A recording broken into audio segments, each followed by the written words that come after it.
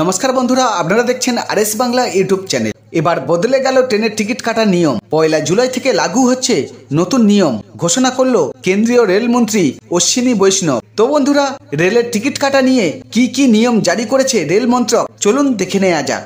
তার আগে ছোট্ট একটি রিকোয়েস্ট, যদি এই চ্যানেলে নতুন হয়ে থাকেন চ্যানেলটি সাবস্ক্রাইব করে পাশে থাকবেন, আর যারা ইতিমধ্যে চ্যানেলটি সাবস্ক্রাইব করে রেখেছেন তাদের অসংখ্য ধন্যবাদ।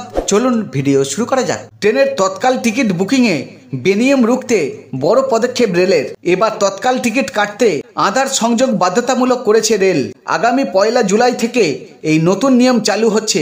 এর পাশাপাশি আগামী 15 জুলাই থেকে অনলাইন এবং অফলাইনে তৎকাল টিকিট বুকিং করতে আধার ভিত্তিক ওটিপি ওয়ান টাইম পাসওয়ার্ড যাচাইয়ের ব্যবস্থা চালু করেছে রেল মন্ত্রক। ইতিমধ্যে এই ব্যাপারে রেল বোর্ডের পক্ষ থেকে বিজ্ঞপ্তি জারি করা হয়েছে। সম্প্রতি রেলের তৎকাল টিকিট বুকিং এর বড়সড় দুর্নীতির আঁচ পাওয়া যায়। তৎকাল টিকিট বুকিং এর উইন্ডো খোলার 3 থেকে 4 মিনিটের মধ্যে শেষ হয়ে যাচ্ছে সমস্ত সংরক্ষিত টিকিট। এই মর্মে লাগাতার অভিযোগ আসার পরেই নড়েচড়ে বসতে বাধ্য হলো রেল মন্ত্রক।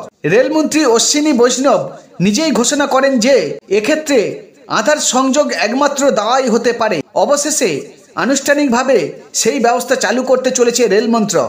রেল জানিয়েছে, আইআরসিটির মোবাইল অ্যাপ হোক কিংবা ওয়েবসাইট, অনলাইনে তৎকাল টিকিট বুকিং করতে হলে যাত্রীদের সংশ্লিষ্ট অ্যাকাউন্টের সঙ্গে আধার সংযোগ থাকতে হবে, নইলে 1 জুন থেকে তারা আর তৎকাল টিকিট কাটতে পারবে না। 15 জুলাই থেকে এই ব্যবস্থার সঙ্গে যুক্ত হবে আধার ভিত্তিক ওটিপি যাচাই, অর্থাৎ আধার তথ্য ভাণ্ডারের নথিভুক্ত মোবাইল নম্বরে প্রথমেই ওটিপি আসবে, তারপরেই তৎকাল বুকিং প্রক্রিয়া সম্পূর্ণ করতে পারবেন যাত্রীরা। তবে এই ব্যবস্থা শুধুমাত্র অনলাইনে নয়, আগামী 15 জুলাই থেকে প্যাসেঞ্জার রিজার্ভেশন সিস্টেম, পিআরএস কিংবা এজেন্ট মারফত তৎকাল টিকিট কাটতে হলে সংশ্লিষ্ট যাত্রীদের মোবাইলে আগে ওটিপি আসবে, তা ম্যাচ করলে তবেই বুকিং প্রক্রিয়া সম্পূর্ণ হবে।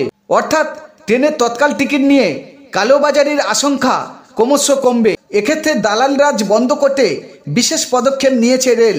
এদিন তারা জানিয়েছে যে প্রথম দিনে তৎকাল টিকিট বুকিং প্রক্রিয়ার শুরুর প্রথম আধ ঘন্টায় নথিভুক্ত কোনো এজেন্ট তা করতে পারবে না। এসি ক্লাসের ক্ষেত্রে নথিভুক্ত এজেন্টদের জন্য এই নিষেধাজ্ঞা থাকবে সকাল 10টা থেকে 10:30 পর্যন্ত, এবং নন এসি ক্ষেত্রে সকাল 11টা থেকে 11:30 পর্যন্ত। এর ফলে টিকিট শেষ হয়ে যাওয়ার সম্ভাবনা থাকবে না। প্রকৃত যাদের টিকিট প্রয়োজন তারাই অনেক সহজে তা পেয়ে যাবেন। ইতিমধ্যে আইআরসিটিসি এবং রেলের প্রযুক্তিগত সহায়কের ভূমিকা পালন করা সিআরআইএসকে এই ব্যাপারে যাবতীয় সংশোধনের নির্দেশ দেওয়া হয়েছে। নির্দেশিকা গিয়েছে রেল মন্ত্রকের তরফ থেকেই। তো বন্ধুরা, রেল মন্ত্রকের এই নিয়মের ফলে অবশ্যই যাদের টিকিটের দরকার তারা খুব সহজেই এবার টিকিট পাবে। অবশ্যই আপনাদের মতামত কমেন্ট বক্সে কমেন্ট করে জানাবেন। আর ভিডিওটি যদি ভালো লাগে আপনার বন্ধুদের সাথে ফেসবুক, হোয়াটসঅ্যাপে বেশি বেশি করে শেয়ার করবেন।